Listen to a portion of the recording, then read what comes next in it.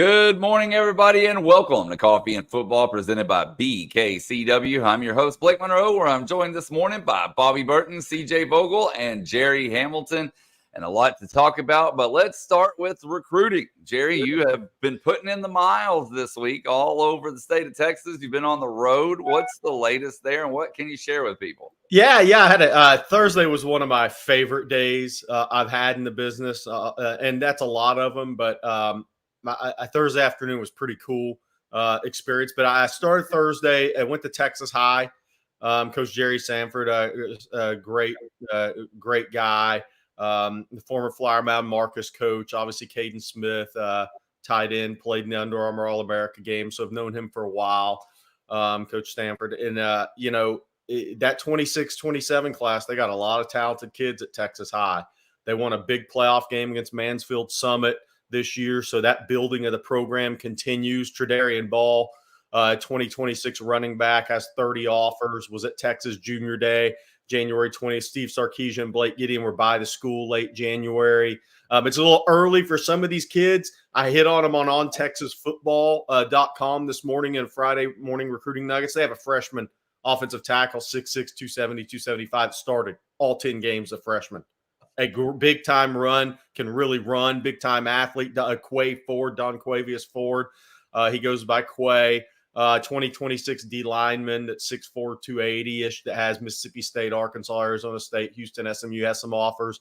Tredarian Ball was obviously the main reason I stopped by, and Texas still very much recruiting Tredarian Ball despite Racine Guillory committed in the 26 class. They're different backs, and Texas has been taking two backs every class. They plan to take two in 2025. Ricky Stewart told me at Chapel Hill on Wednesday. Then I went to Pleasant Grove, spent some time with Lance Jackson, the coaching staff there, great coaching staff. They do a heck of a job over there. Anytime you walk in and see multiple state championship banners and in a indoor facility and state finalists and all that good stuff.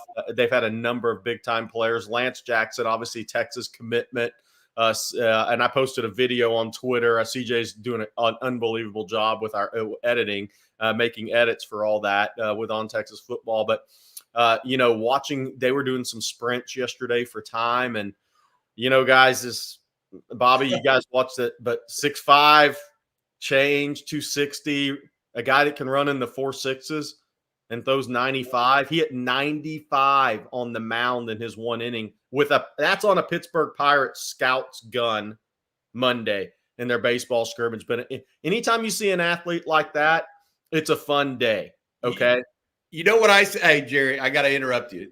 I wrote this because you were posting while you were at the schools, you're posting, trying to get information out. I took that to the message board and I have one simple line. This is how they're supposed to look. Yes. And to your point, when you see those guys in person, that's a fun day in recruiting, getting on the road for you. Yes. No, it is. It is. And then I drove down to Carthage High. I've known Coach Surratt for years. I think he's the best. And it's not a knock on anybody else. I mean, I think Coach Surratt's the best coach in Texas. I think he's phenomenal. They didn't win state this year because they had a rash of just crazy things that happen in that program, injuries and whatnot. Spent time with him, KJ Edwards, 2026, running back, slot guy, big time acceleration. I mean, Coach Surratt showed me tape of him pressing the hole, bouncing outside with an unbelievably quick jump cut. But that acceleration is where he's different. Georgia came in and offered him. Is he 26 or 27? He's 26. There's a lot of really good running backs in 26. Then Coach Surratt's son, Jet Surratt.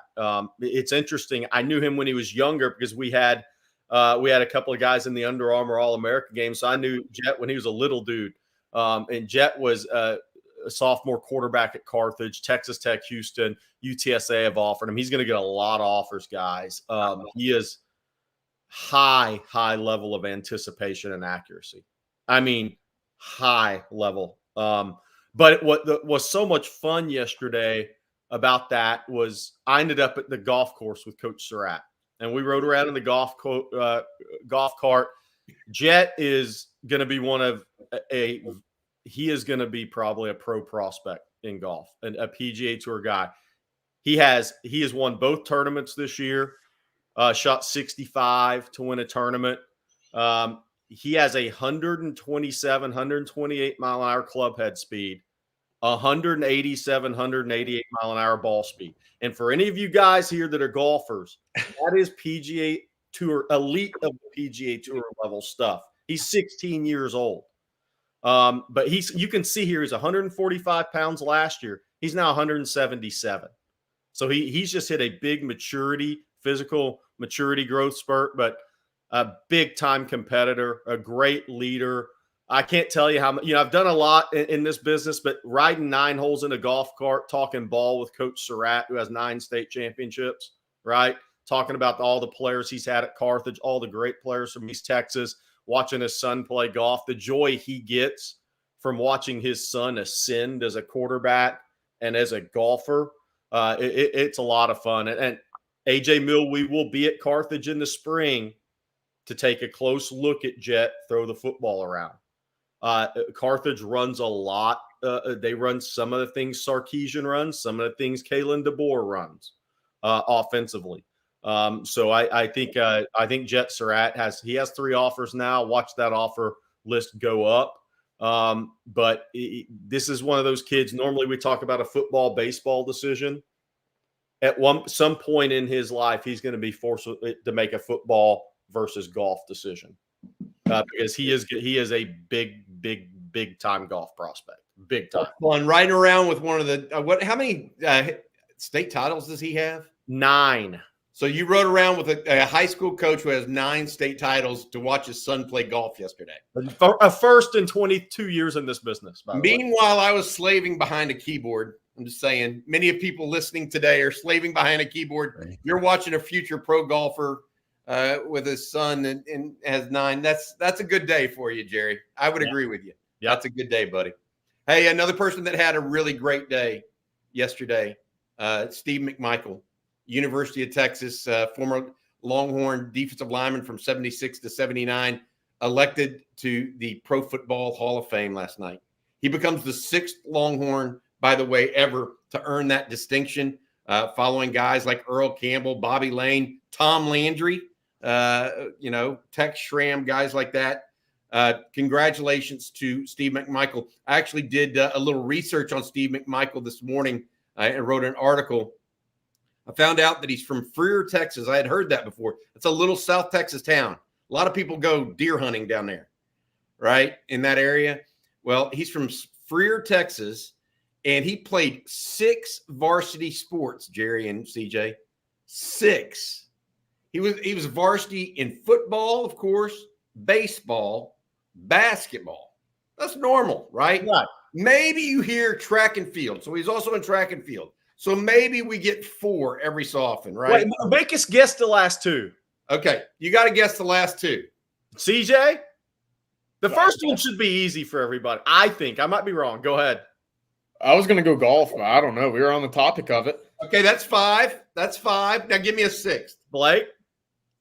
Well, I read the article, so it would be unfair for me to guess. I already know what it is. The article. I'm running on fumes this morning, but I'll say tennis. Yes. 6 varsity sports, a dude in the 70s. That is just phenomenal. But the best story I heard was actually from Les Koenig. I'm friends with Les. He was a coach at Texas, played at Texas, all Southwest Conference receiver, coached around the league, was offensive coordinator at A&M for Dennis Francione in Alabama and TCU. His dad's a longtime coach that everybody should know in the Houston area, was at Cy Creek, Memorial, et cetera. And I'm friends with Les, and I called him this morning to just get his feedback on it.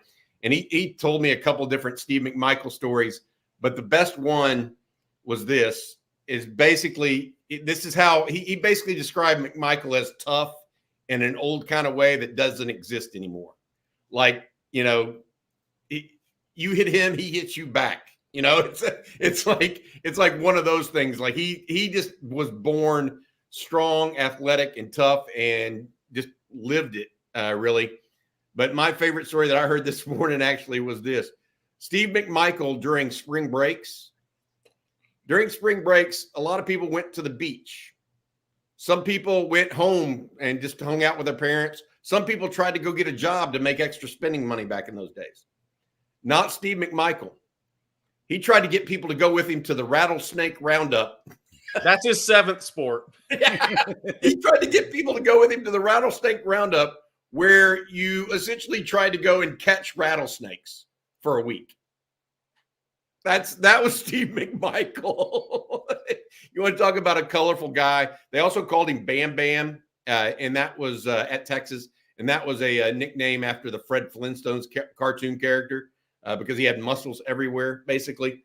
And then obviously he had a great career with the Chicago Bears, which led to his selection into the NFL Pro Football Hall of Fame. Very, very happy for him. He's suffering from ALS right now and has been for a couple of years.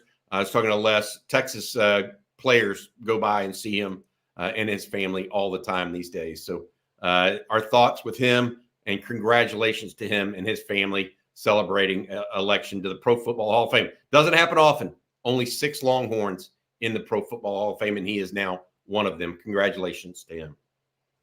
Thank you. Thank you for checking in, Jerry's Manscaper. Guys, I know, CJ, you've also been working the lines there, getting some recruiting information. I want to go back to that for just a second. What do you have for folks out there, CJ? Yeah, Texas extended an offer late last week to 2025 Aldine Nimitz linebacker Javard Thomas. One that came as a surprise to him. I traded messages with him. Sarkin and Jeff Banks stopped by campus last weekend on Friday. I think one of their last visits on the trail, actually. So a little bit of a last-minute get-in for Sarkisian and Banks to see Javard Thomas. He was on campus for the junior day. Texas did not offer. Stopped by late in last weekend and extended an offer. He's a prime candidate to visit again in March. Likes Texas. His recruitment has blown up since the beginning of the calendar year. Offers from TCU, SMU, Houston and Baylor and Washington, who came in just last week as well. So another long-levered, wide wingspan guy out of at the linebacker position. One to watch moving forward. By the way, Emmanuel Villafranco, that was breaking news. Yes, CJ Vogel did get the go. He got a haircut yesterday. I got the biannual cut. Got to chop it off real short and then let it grow all the way back, and we'll do it again about 6 months from now. Wow. That's crazy. I have so much less hair than you, but I get a haircut every month. I mean, fun. That's not fair. We'll just let it go. We had a good question about Sadir Mitchell, who's another possible one tech on the roster. I thought that was a good question. I think the portal could provide some help here after the spring, guys. Well, the only 2 true ones on the roster are Sadir Mitchell. I guess Alex January. I was going to say Alex January. Yeah. Well, Aaron Bryant is trying to play that position. Yeah, he's gained a lot of weight, strength, and can anchor against the run. So I think Aaron Bryant's probably going to be your second team guy starting spring practice, and then Alex January third as he works his way up. But Alex January has SEC size. He had a heck of a senior year.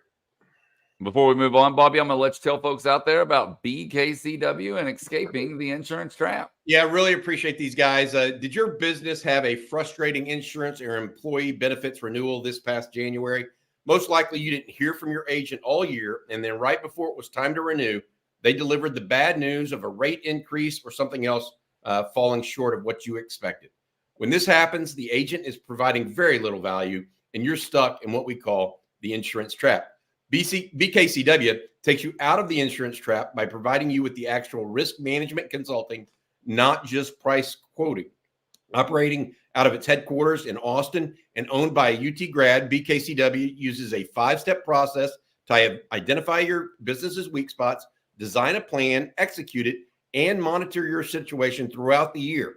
BKCW also has already helped many well-known companies in the Austin, Central Texas area, whether it's restaurant groups, construction companies, breweries, and nonprofits, escape the insurance trap. Go to bkcw.com or send an email to info@bkcw.com today to get started with a free risk assessment or claims audit and escape the insurance trap. Thank you very much, BKCW. Okay, guys. Well, let's get into some questions. We got plenty of them and plenty of time to get your questions in, so please do so. And let's start with this one from E. Kim. E. Kim says, good morning from Rockford, Illinois. Do you ever see a CESAR for college football at some point? A CESAR? The CESARs. No. How about czar? Czar. Okay, whatever. Whatever, Bobby. You know I'm going to butcher something at least once a day. I hope so. A little Caesar salad over there. Yeah, Blake's going to word salad. That's a good one with Caesar. No, I hope they do.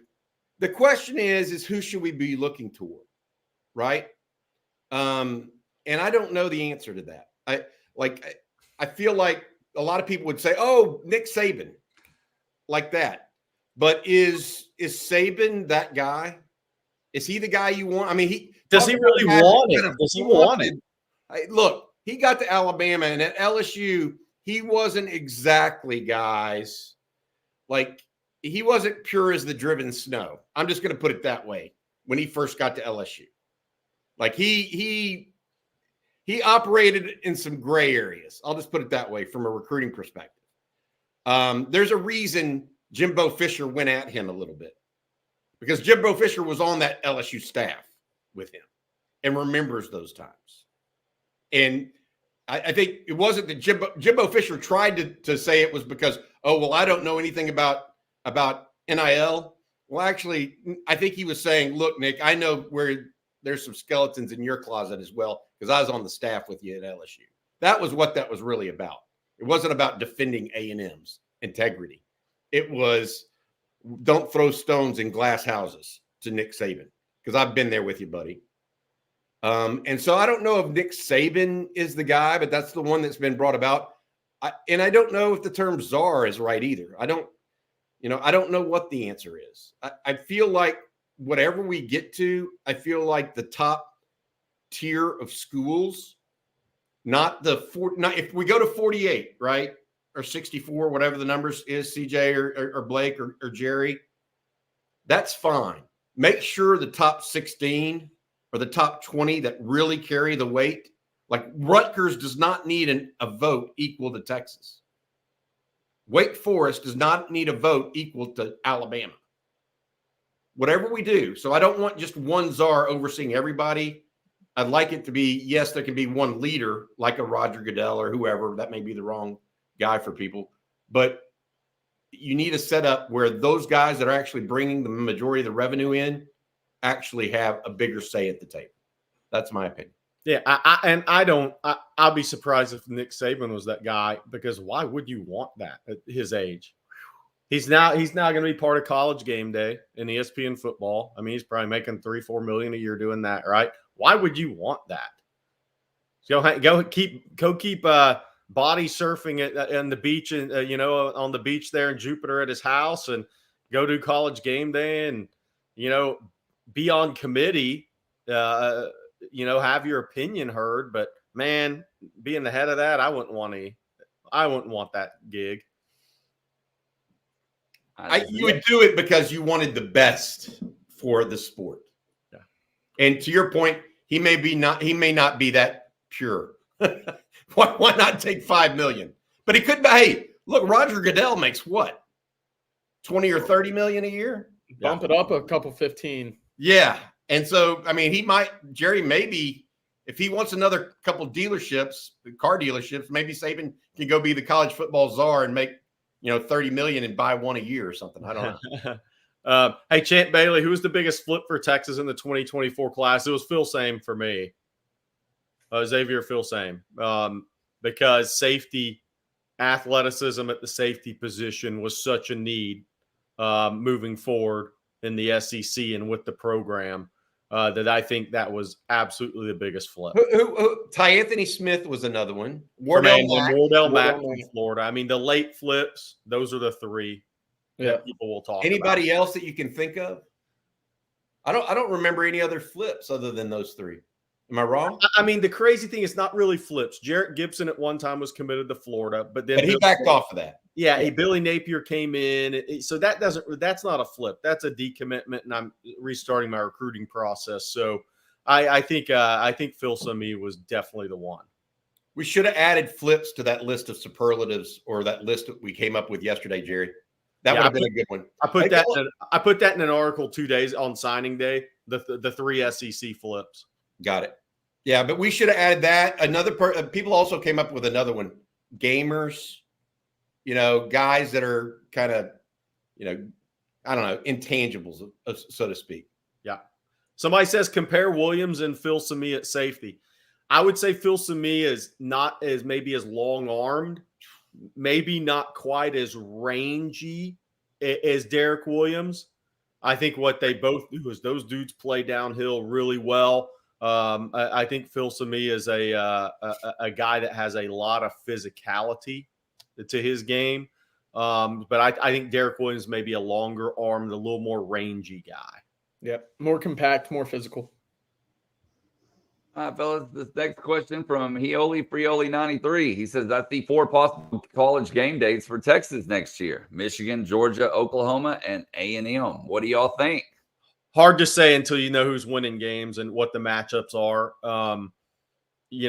Michigan would be interesting, though. It's Sharon Moore won the national championship. Texas was in the playoff. Quinn's coming back, right? So that one makes a lot, without looking at the college football schedule, that one makes a lot of sense early on, for sure. Michigan just finalized the deal for Wink Martindale, the head coach or the defensive coordinator, to be their defensive coordinator. So not the TV personality as we talked about the other day, but they did go get a big splashy NFL hire to hopefully retain, in their case, some of those defensive guys. But Michigan off the bat looks like a game that will garner a lot of national TV interest, as well as Georgia, should Texas and Georgia continue to be in that top 5, top 10 conversation. Jose Rodriguez asked, do we have a chance at David Sanders and DJ Sanders in 25? David Sanders, offensive tackle out of Charlotte area. He's been talked about more to the Clemson and Georgia right now. Look, that Charlotte area, that's a tough area to go in and get somebody out of. Obviously, Kyle Flood has made an effort there. DJ Sanders, interesting, really deep year at defensive line in 25. He's got a lot of talent, but I think he's also the farthest from reaching his ceiling. So if you're talking a 4-man D line class and he's kind of a stash and develop guy, I could see it. But there are better players right now. He's more of a developmental guy, but he's got talent. Hey, one of our viewers, Jerry, put this in and brought this to our attention. This is Anthony Hill. Yesterday, this photo came in from Anthony Hill. He was at Gus's Fried Chicken yesterday in downtown Austin, and our one of the viewers, Travis Bingham, from awesome. the chat, took a picture of him. There's Anthony. If you're needing a look in on the life and what he's doing in his off time, he's going to eat at Gus's Fried Chicken. There you go. That's awesome. I've eaten there, and it's legit. Yeah. That's a staple in Austin. I love it. Anthony does not lack for taste, man. That's a fried chicken spot that started out in LA, Jerry. I don't know if you've ever been there. No, I have not. Yeah. It's great. It's right next to Compton Dominguez, the high school. Jay Dobbs, I agree. Totally agree with that. It's a very difficult sport to make it. I will say this, having lived down in Jupiter for years, I used to host the Honda Classic radio show every Sunday, being around it a lot. That kid, Jet Surratt, has a real chance because he's got the mental makeup along with exceptional talent. But it's tough. It's as tough as anything to make it. But this kid at 16 now, watch out. Dan Hughes, I bet you're right. In the chat. All right. Botex Knows says, Jerry, were you able to get the scoop on Byron Murphy's little brother? I have not. I've just been so busy on the road. I'll get into some of that next week when I have a little time. Okay, then we got a super chat from Football Junkie. Says, guys, what's the ceiling for the 2024 defense? I think we will be fast and physical. The secondary, definitely. I think you're going to see a lot more athleticism in that back 7. The question is, will you be able to stop the run up front? You talked about not necessarily having the big, body stoppers with Tavondre Sweat and Byron Murphy leaving. Who's going to be that guy to really clog those holes in the run game? And can you trust your linebackers to fit accurately whenever it comes to stretch zone and things along those nature? So I'm with you. I think it'll be a more athletic defense in certain aspects, specifically on the backside. But the run defense to me is the biggest question mark on the team at the moment. I'm you know what I want to add? Oh, go ahead, Gerry. I'm sorry. I think edge pass rush is going to tell your story next year defensively. Got to create more. This is a longer lever league. You have to have edge pass rush ability. Hey, Gerry, that brings something up. Yesterday, when you and I were going over that list of superlatives, one of the guys that you said really kind of surprised me as ready to play physically. I couldn't believe you put Colin Simmons on that list. Like I had this vision of Colin Simmons being a year or two away of being physically ready, but you were adamant about him being more ready than what people were giving him credit for. That plays into that whole edge pass rush thing that you're talking about. Yeah. I mean, look, he'll get attacked in the run game a little bit, but if you go back, just go back and look at Will Anderson and Dallas Turner and some of those guys early on. They may have been attacked a little bit in the run game, but Colin Simmons has a high end level of twitch. He's bigger, like seeing him in Orlando at the Under Armour game. He has got more muscle than I think people that haven't seen him in person would think. And I just look at the fact that being an early enrollee, working with Torrey Beckton. Look, I mean, none of these kids, very few of these kids, when they go to college, say, oh, and they start getting with the nutritionist at the level of a Texas or Alabama or something. They're like, oh yeah, that's the way I've been eating my whole life. I mean, these kids aren't even close to maximizing. And I think at the term when we say maximizing, people just think on the field, but it's nutrition, it's training, it's all of that. And if you put all of it together from where Colin Simmons is starting at, I think you're going to see a guy who is going to be physically ready to play. Does that mean he's going to be perfect against the run? No, it does not. People will attack him, but I think physically ready to be a factor as a pass rusher, which Texas needs badly in the SEC off the edge. There's a real chance he enters the spring at 245 as well. Compared to where we saw him in Orlando, Gerry, it's almost night and day in terms of the steps he's already taken physically since being on campus. I think in terms of getting the body ready to play at the next level, he's going to be just fine as we head into fall camp, because at 245, that's almost a 25-pound, 20-pound increase from where he was just a month ago. The original question, guys, was where is Texas going to be on defense compared to last year? What's the ceiling of it? And thanks, Football Junkie, for that super chat. Here, I agree with CJ a little bit here about the run stopping. Obviously, that's been a focal point of all of ours talking about it. But I want to put this in front of everybody too. It's not just the defensive tackles; it's the middle linebacker. I mean, Texas is losing a 3-year starter in Jalen Ford. They're losing 3 pro players in that little triangle there of defensive tackle and middle linebacker. So while I think I am more focused on the defensive tackle portion of it, because that's the point of attack, so to speak, it's also Anthony Hill, who we just showed in that photo, stepping up and being more of a traditional linebacker, as well as either Kendrick Blackshire, David Binda, or whomever taking that next step in the middle too. So it's not just, when we talk about that, it's not just the 2 defensive tackles. It's all of those factors kind of meshing together that make me most concerned. All right. Michael Cluckhorn says, what 2 started edge? Well, I think your 2 returning guys are going to start.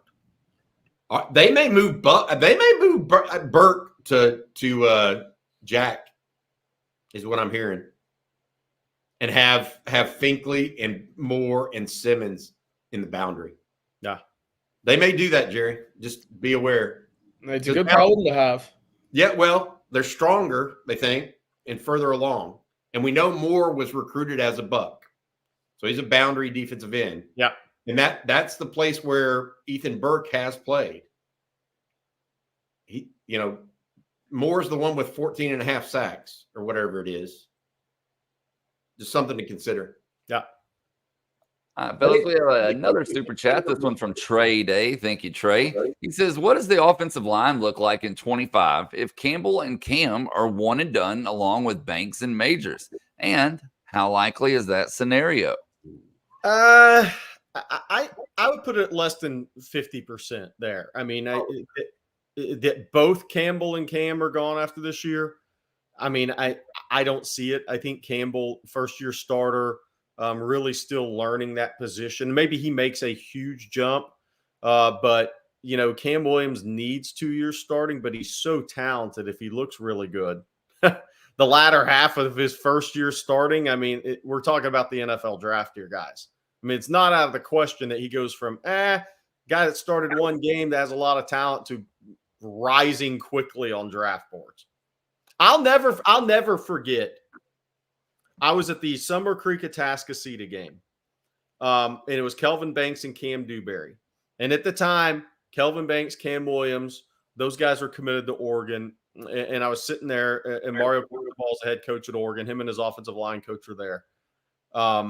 And he was asking me about some players and whatnot. And he said, who do you think has the higher upside, Kelvin Banks or Cam Williams?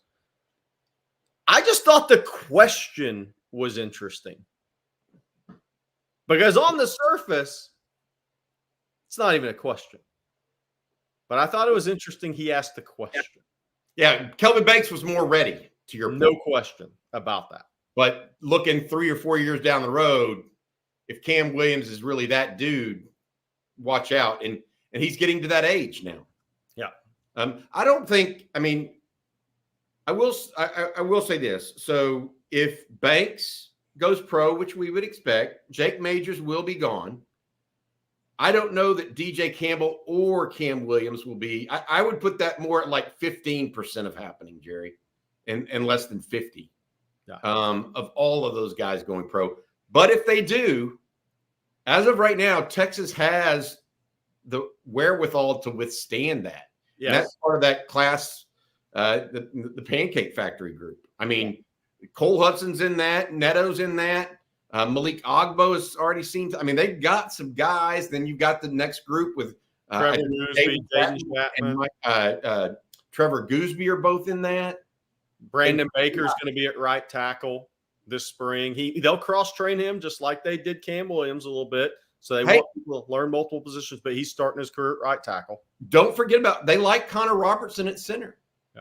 I mean, he's not look what he did against OU. No doubt. He stepped in. Yep. Kyle Flood, of all positions at Texas, that got started quickly in recruiting, I think is Kyle Flood. Like now we're getting some receivers in, right? Now we're getting the running back group is starting to proliferate. But Kyle Flood got a jump start, in my opinion, on all the other positions. Okay, we're going to jump over to the ontexasfootball.com forums. And Texas fan in Georgia says, who is a good NFL comparison for Quinn Ewers? You know who he reminds me a little bit of? And this is going to be odd, is Chad Henne. I don't know if you guys remember him at Michigan. Really threw a nice ball, played a long, 15 years in the NFL. That's kind of who he reminds me of. I don't know why. Chad Henne had a tighter ball. I don't know how to say this. Did not have as long a release, maybe. But that's who he reminds me of. I've always felt that way, and that's been 2 or 3 years now.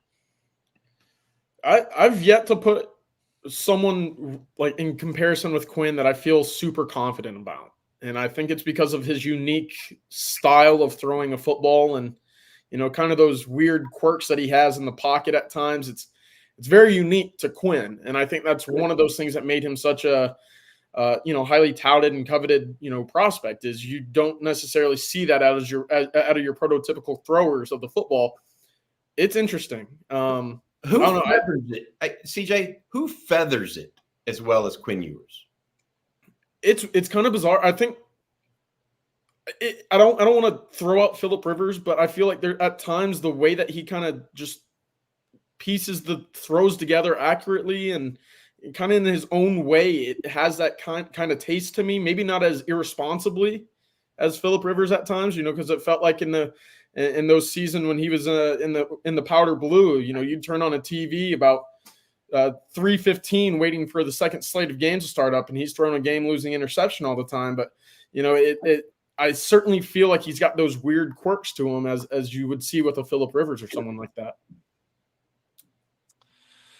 Okay. I'm going to answer Jeff Collins real quick. I think Tredarian Ball right now, based on talking to a couple of people yesterday, not associated with Texas High, I think Tredarian Ball, bigger guy, bigger 5'11", 5'10 and a half, 183.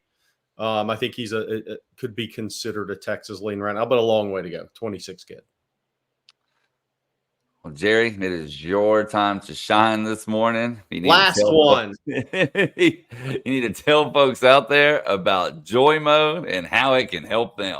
Oh, man, I think I speak for most men when I say we want to have better sex. And for the sake of our partner, we may need to have better sex. The issue is that over-the-counter pills contain unregulated chemicals, suggest unsafe doses, and include the risk of several other health problems. That's why we've partnered with our friends at Joy Mode. Whether you're looking to spice up your intimate moments or increase your confidence in the bedroom, Joy Mode makes all natural and science-based backed supplements dedicated to helping men perform better across their core functions. Their trademark product, the Sexual Performance Booster, is every man's solution for increased blood flow, firmness, stamina, and performance. It comes in a palm-sized packet like your favorite electrolyte powder. Simply mix 6 to 8 ounces of water, 45 minutes before sexual activity, and watch the magic unfold. Please redefine your intimacy and go use joymode.com for 20% off with code ONTEXAS. All caps. That's 20% off, free shipping with code ONTEXAS. Ingredients with integrity, Joy Mode. Thank you, Gerry. A true professional. Well, let's move on to some more questions here. David Williams, who's going to be the next Longhorn to make the NFL Hall of Fame? I would say either Jamal Charles, Tommy Nobis, or Bijan Robinson, says David. If it's not Jamal Charles, it'll be Justin Tucker. Oh, that's a great one. Yeah. I mean, greatest kicker ever. Yeah. I think it's going to be Jamal. I was doing this, by the way, I was looking at that this morning. Texas now has 6 former alums in the Pro Football Hall of Fame. The 2 teams that have the most, Southern Cal and Notre Dame, both with 14. Michigan has 11. So A&M, by the way, how many? And Myles Garrett and Mike Evans, by the way, might both be in the NFL Hall of Fame before. And Von Miller. So 3 for A&M probably coming up. But A&M right now only has 1. And does Derek Johnson have a shot? Maybe when it gets to he was never a consecutive All-Pro. Is that not just a Pro Bowler, but an All-Pro, Gerry, where he was kind of one of the top? That's kind of Phil Dawson have a shot? Somebody asked about Phil Dawson. I don't think so. Casey Hampton.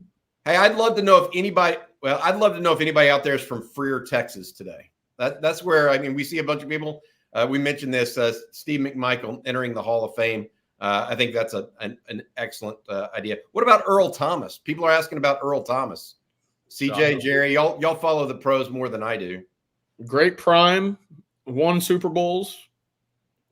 I could see it. I think the way that he went out might rub voters and writers the wrong way. I think that's going to play into it ultimately, whether it should or not. But certainly up there with one of the best safeties of that past generation, I would say.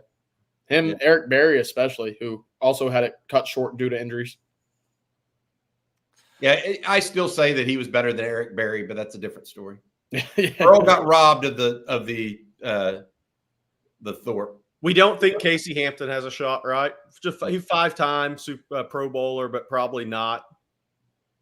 No, James Harrison will get that nod from that defense. Yeah, agree. And Palomalu. Captain Americano asks, Coach Shipley mentioned that walk-ons had to qualify on their own merit. Do they have to pay on their own dime, or are they able to qualify for academic scholarships or financial aid? You know, I don't know the part about the financial aid or scholarships. It used to be that if you played football, you couldn't get any outside scholarships, even as a walk-on. You had to pay full freight. They may have changed that. They still do have to qualify on their own merit. And so, as everybody knows, I think a lot of people know, getting into Texas nowadays is extraordinarily hard unless you're in the top 6% of your high school graduating class. I mean, that's a very, very hard thing to do at a big school in the state of Texas. I mean, you basically have to make all A's your entire career and be in all, AP classes basically from your 9th grade on or 10th grade on.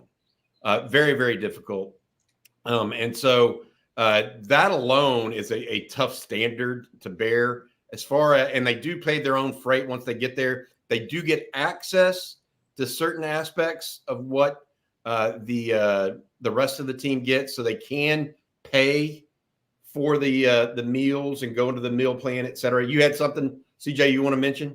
He's answering a Jack question. Britt Roscoe's comment down there, but I'm with you, Bobby, that getting into Texas is insane. It's a miracle I even got in. I was 42nd percentile, way in the back. So, to the scholarship or the walk-on conversation, for those guys to have gotten in and still had the prerequisites on the field as well, credit to them. And I think, as we talked about in the past, John Michael Jones really revamping this group. It gives me confidence for what his new role is, a kind of an enhanced role in the recruiting department. That's a lot of responsibility and due diligence that goes into building something like that. And I think Texas is finding the right guys in the right roles when they're adjusting for situations like this. Sandman 23 said Casey Hampton should be in the Hall of Fame. I'm going to read you the Pittsburgh Steelers all-time defensive team, which Casey Hampton is part of.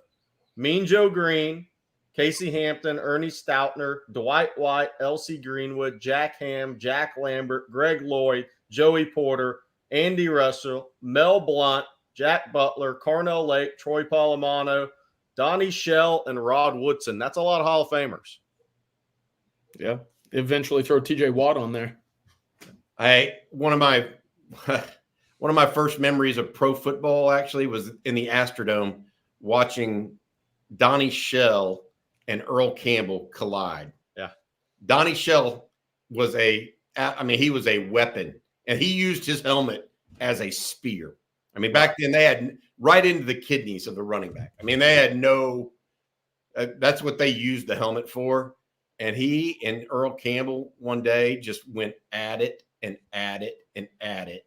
And I just remember I'm like 10 years old thinking, how do these humans do this? I'm like, I can never that's when I realized I'm not built like them and never will be built like these guys. Because it was like a bloodletting. Both of those guys were just serious. I mean, so serious. We have a super chat from James McDaniel for you, Bobby. He says, why don't you follow the NFL like that? It really started I used to follow the NFL a lot, especially in college and high school, et cetera, and younger. But whenever I started getting into recruiting and that became my job, I would be on the phones making phone calls to recruits from 10 a.m. in the morning on Sunday until 10 o'clock at night. And so I couldn't really watch the games. I was literally too busy calling recruits because recruits are all home on Sundays. You know what I mean? They're not home on Tuesday night. They're out with their girlfriend or whatever. But on Sundays, that's why I didn't watch the pros. In the last 10 years, 15 years, I've started redoing it. I've started watching more. But that was why back in the day. Getting lots of recruiting questions, so let's go back to recruiting for a little bit, and we'll start with DMS 1983. How did Texas class go from number 3 to number 6? I think that stuff just fluctuates a little bit, based on who's ranking the classes. I didn't see Texas with the number 3 class at any point this year. I just don't think they had enough signees for me. Now, sometimes as you get closer to February, they change the formula on how many guys go into a class. That number may uptick 1 or 2 that factor into how those class rankings are formulated. But I didn't see Texas with number 3 class. They were going to sign 22, 23 guys. DeAndre Robinson obviously leaving makes it 22. But I mean, you look at Georgia 29, Alabama 28. I mean, those classes they're bigger in numbers. But then, Texas also in final rankings, the only consensus 5-star player was Colin Simmons. So that did hurt Texas a little bit, knocked them down a spot or 2. I think they knocked some people down. I think they knocked some recruits down, like Ryan Wingo. That hurt. And Brandon Baker. What's that? A Baker going from 5 to 4-star. Yeah, there were a couple guys that got rated down in the final rankings. That happened. And then the second piece of it is DeAndre Robinson leaving. And then the third part is a couple of those teams that went ahead of Texas added players late, where Texas stood pat. I think recruiting is in such an interesting place now because it's from a ranking standpoint, it almost hurts you to go to all-star games now. The guys who stay home, it's just an interesting process now. Yeah. Paralysis by analysis has taken over in the recruiting industry. Next question from Lance Caswell. He says, who's a sleeper or low-rated 2025 recruit that's an offer take for the Longhorns? I'm going to go with Smith Arogbo. Now, he's been offered by Texas, the defensive lineman guys out of the Houston area. I really like him. I went back and been watching film on a lot of the recruits. I liked him. He's not highly rated right now. I think he eventually will be. There's one that doesn't have a Texas offer that I'm really interested in is Royal Capel, the wide receiver out of Cibolo Steel. I was down there a couple of weeks ago, and their coaching staff came down, and I was talking to the coaching staff, and they said that when the college coaches were able to visit campus, multiple coaching staffs basically came out and said, that's a Deebo Samuel 2.0. You hear that often, but he has over 600 rushing yards last year, was a big-time wide receiver, is getting recruited at defensive back as well. He has running back offers on the table, receiving offers on the table. I mean, full-time, all-around football player. I really liked what I saw out of him. Big leader in the weight room as well. Was on campus for the junior day, so I wonder if anything, comes of that later down the road. But he's one that caught my eye, and I'm a big fan of his game. Gerry, you have one? You got to have a sleeper type. Nothing's popping, but I'm on fumes right now. But nothing's really popping into my head on that. I think there's going to be there's so deep an offensive line. There's a kid at South Oak Cliff that's starting to get offers that has some upside. I think you're going to see a lot of guys like that kind of pop up onto the radar in the spring evaluation period. I'm looking at the offensive line. I think it's such a deep year that you have a lot of guys who have been names who are very talented for over a year now that are talked about a lot and so much. Watch out for these up-and-coming guys. Offensive line position develops latest physically of every position, easily the latest. So watch for a few guys in the spring on the offensive line to pop. You got to remember this. Remember this.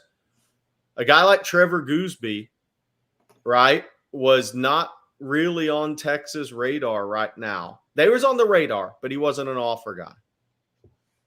Okay? He developed late. When he committed to Texas, he was still 6'6" and a quarter, 268. I think he was at the Under Armour camp, or 264.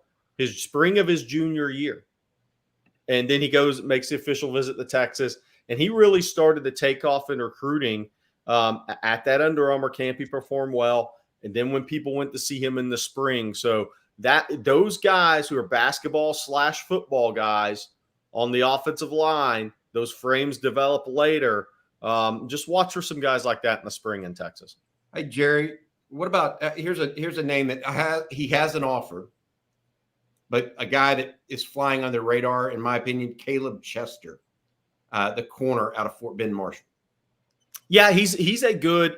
When you go, I watched him play this year against Alif Taylor. When you go watch him, movement skills are very good, right? Got to add some strength to that frame, but he's got a really good natural cornerback frame. A frame, I would say maybe not quite the arm length, but similar frame to Wardell Mack physically. I'm just talking physical frame.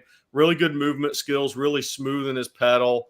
Really comes out of breaks with quickness and reactive quickness. So he's a guy who, again, a deep position at secondary in 2025. But colleges really like him, even though he may not be ranked as high or be talked about as much as some other guys. And by the way, he's going to get a ton of looks this spring because Fort Bend Marshall, the 2026 safety Isaiah Williams, is going to be an elite top 50 type kid nationally. I mean, watching him this year, physically and athletically, that's what Georgia and Alabama have been playing with for a while. Isaiah Williams, 2026. They were both those guys were at the Texas Junior Day, January 20th, by the way. We have another super chat from Carlos Sanchez, and he says, random question, but how good was Malik Jefferson really? I think he tested better than the player he was coming out of high school. We had him in the Under Armour All-America game. There's some rigidness, some struggles and change of direction at times. And I think arm length kind of became an issue for him long-term in football, guys. But very good football player, very smart, great guy, great dude. And then Horn 7 says, will Alex January have a chance to play 5 to 8 plays a game, or does he need a year to develop? I know. I think Alex January is going to. I mean, see what happens in the portal in the spring. I think he's going to play. Look, I mean, he made a huge jump from junior to senior year. Part of that was walking away from the baseball diamond, right? I mean, I think he played first base for Duncanville. But look, he made such a big jump. He was a district defensive player of the year in a district with. I don't have to tell people how many Division I, Power 5 defensive players there are on that district. I think he is. We had his father, Mike January, played at Texas on our show. He talked about hand placement technique, some of the things he's ahead at in the game. And I totally agree with that. And now getting in early, being an early enrollee, getting to work with Tori Becton, nutritionist at University of Texas. None of these kids have any idea until they get to college what they can really do to maximize their talent. But I think his ceiling's very high. I think he will play this year. He's played against very good competition.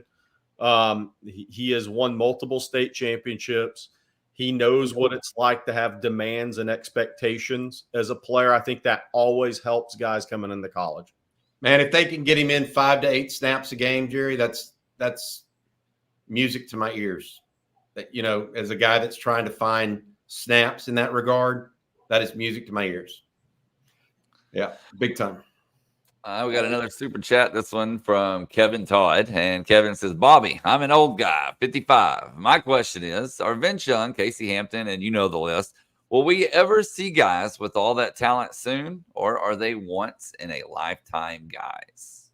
I think VY is. I think Gerry would say Casey Hampton is. For at over the ball, absolutely. The one that Jamal Charles and Earl Thomas, 2 guys we just mentioned. I mean, what's interesting about those guys? I would not, and I watched them in high school. Jamal Charles, you look at him, and to this day, you could look at him in the NFL and say, is he big enough? Yes. I mean, Texas recruited him at corner. I know. They almost didn't get him because of that. I know. Mike Haywood didn't want him at running back. I mean, but my point being, there are a couple of guys that you could look at like that. Like Corey Redding, you knew he had the physical ability from the get-go. Yeah. Right? You were like, whoa, this dude's a little different. Right? But guys like Jamal Charles, whereas he ran like the wind, don't get me wrong. Nobody ever, I mean, he's like Jaden Blue on steroids. That's Jamal Charles. Right? you could still look at him to this very day. Is he going to be able to hold up in the NFL at that size? Earl Thomas, he's 5'10" on a good day. Yeah. Yet he delivers hits like that. Same with Quandre Diggs. So I don't know if Texas is going to run through guys like those guys. Derek Johnson was another super talented guy, right? That you put that in that category. Quentin Jammer, Leonard Davis. We won't see that. I would put, yeah, physical freaks. I've got one for both of y'all, and Blake, I want you to chime in too. Is there a guy on campus right now, or I guess that will be on this spring roster that you could see potentially growing into a multi-year Pro Bowler or All-Pro? If there's one guy that has a chance to eventually make the Hall of Fame and make that list, there might not be one guy like that. Obviously, that's a tall task. Texas only has 6 of them now, but if there is a guy that you could see having a very illustrious NFL career, who would that be on roster at the moment, if there is one? God, it's a loaded question. I'm sorry. Hill comes to mind. Kelvin Banks comes to mind. For a pro perspective, we were just going over Cam Williams. If he maximizes, he's in that discussion because he's just huge. Right. I'm not sure I see that from any of the DBs, although Derek Williams would be in that category. If Derek Williams shows ball skills, and I'm not saying he doesn't have them, if he gets to show it on the field later in his college career, watch out. Arch is definitely one, in my opinion. That was going to be mine. I just want to say this. Why I won't see – look, we're 20-plus years in the business. I haven't seen anybody like Casey Hampton. The guy had 54 tackles for loss in high school in one season. That's insane. It's one thing to have the size of Casey. He wasn't tall, 6'5", 320. But I remember him because my dad was a scouting coach in that district at the time. I think he was 280 his sophomore year, playing defensive end, right? But he could stand under the goal and dunk a basketball, right? He had just natural explosive power. But what made him great, he played harder than everybody else. He played harder than everybody else on a football field. At that position, man, he had a natural strength and explosive power to him. But you don't get 54 tackles for loss at a 5A level in high school football in Texas unless you have a motor that's non-stop. I'll add some names. Anthony Hill, did we mention him? Yeah. Ryan Wingo has that kind of ability. But, receivers, Jesus, the receiver numbers nowadays, they're like running back numbers from 20 years ago where, you had 15 guys with 1,000 yards rushing. What about Priest Holmes for the NFL Hall of Fame?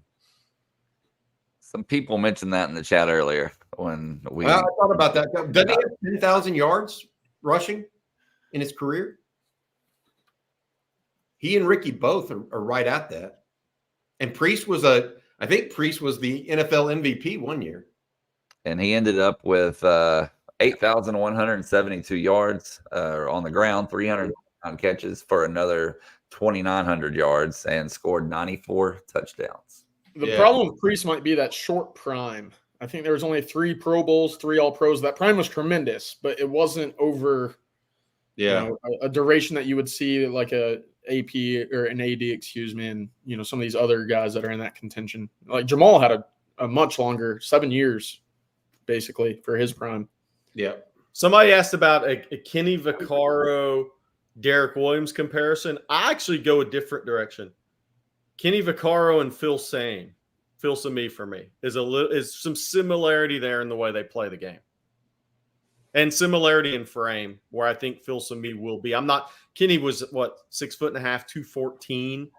I'm not sure Filsaime will get to that point, but 205, 207, very similar frames. Vaccaro could hit. And that's what Filsaime did not have a glass jaw. No, they will knock your southpaw in the dirt. I saw him deliver a hit in a 7-on-7 one time, and the kid was on the ground for like 20 minutes. I mean, it was just You're not unreal. supposed to be delivering. Blake just said hit in 7-on-7, by the way. Yeah, before the helmets, I'm sure. Needless to say, he kind of got booted out of that tournament. It was his senior year, but I mean, it was like I've never, it's 7-on-7. You don't see that level of physicality, and I have never, since then, have ever seen anything like that in a 7-on-7 game. That poor kid had no idea what hit him. We got a super chat here.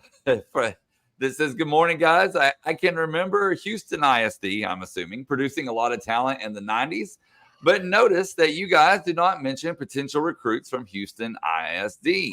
What happened? And thank you, Damon, for the super chat. Participation level is way, way down. Moved to the suburbs. Same things happen in Dallas. Yeah.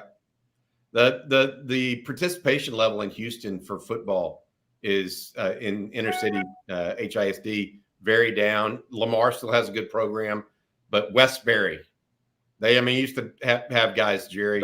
Those kids are all now in Missouri City schools. They're all now in Fort Bend ISD. I mean, that's really what's happened in Houston. Madison, Westbury, some of those schools you mentioned, those kids now are at Shadow Creek. They're at Manville. They're in Fort Bend ISD. That's kind of been the change. If you look in Dallas, Dallas Carter. Where's Dallas Carter now? Well, I'll tell you where they are. Those kids are going to Cedar Hill and DeSoto and Duncanville, Lancaster. I mean, that's just kind of where things have changed in some of those areas. But Houston, a lot of it's interesting. Like even Lamarck, with all the issues Lamarck has gone through as a school. A lot of the top players at Dickinson, their fathers played at Lamarck. I mean, so it's just kind of that some natural changes, progressions there. I feel like this is going to be the last question for today, and it comes from Zach Kern, and he says, can we hear one bold prediction for the upcoming season from each of you, including myself? Ooh. I'll start. Oh, we're talking bold prediction? Yeah, bold prediction. So my bold prediction is Texas is going to beat Georgia at home and then lose to them in the SEC championship. Are you looking at an undefeated regular season then, Blake? I think they drop one game they shouldn't. Man. Bold prediction for me. I don't know. Ryan Wingo has 7 touchdown receptions. I'm high on that guy, man. Mine is people are going to say it's a negative, but I see it as a positive.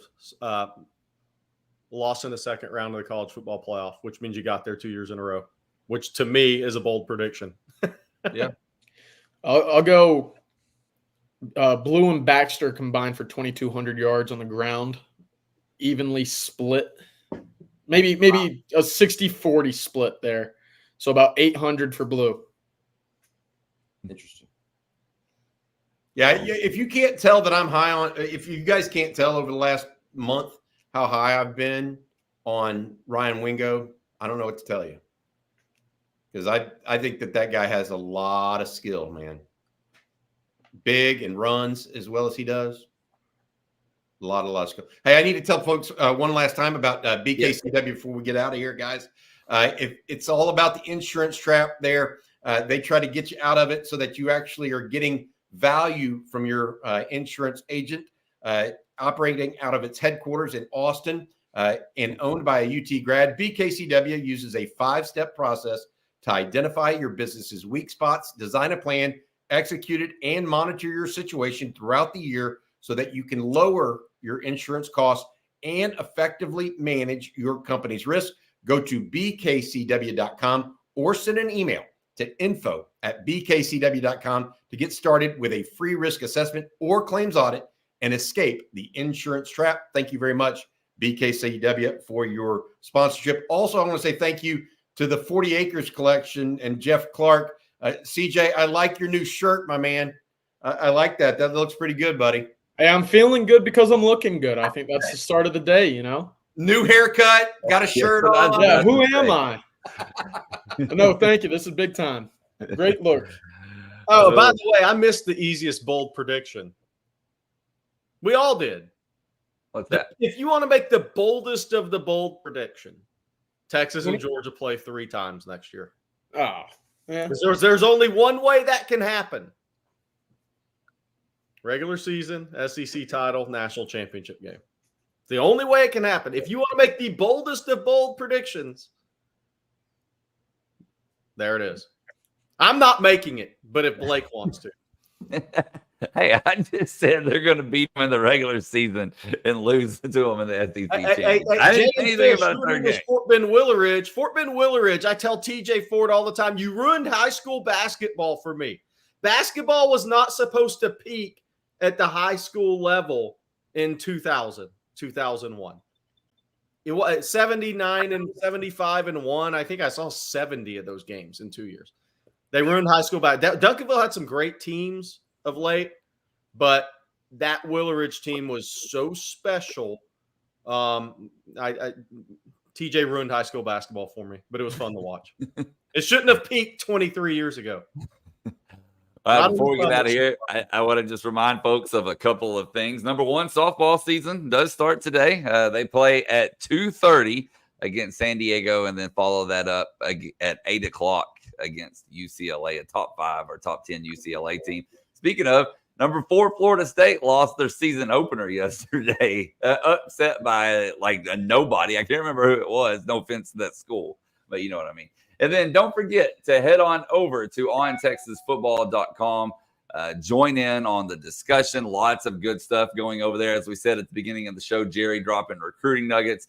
Bobby with his story on the Hall of Famer this morning as well. I mean, just all kinds of good stuff going on over there. So if you're not a member already, head on over there, sign up, and join us. We would love for you to do that. And we'd also love for you to press that like and subscribe button. If you haven't already, just remember you need a YouTube account or a Google account, and then you'll be able to hit that subscribe button. So for Gerry Hamilton, Bobby Burton, and CJ Vogel, I'm Blake Monroe, and we'll see you on Monday morning. Hook 'em, guys.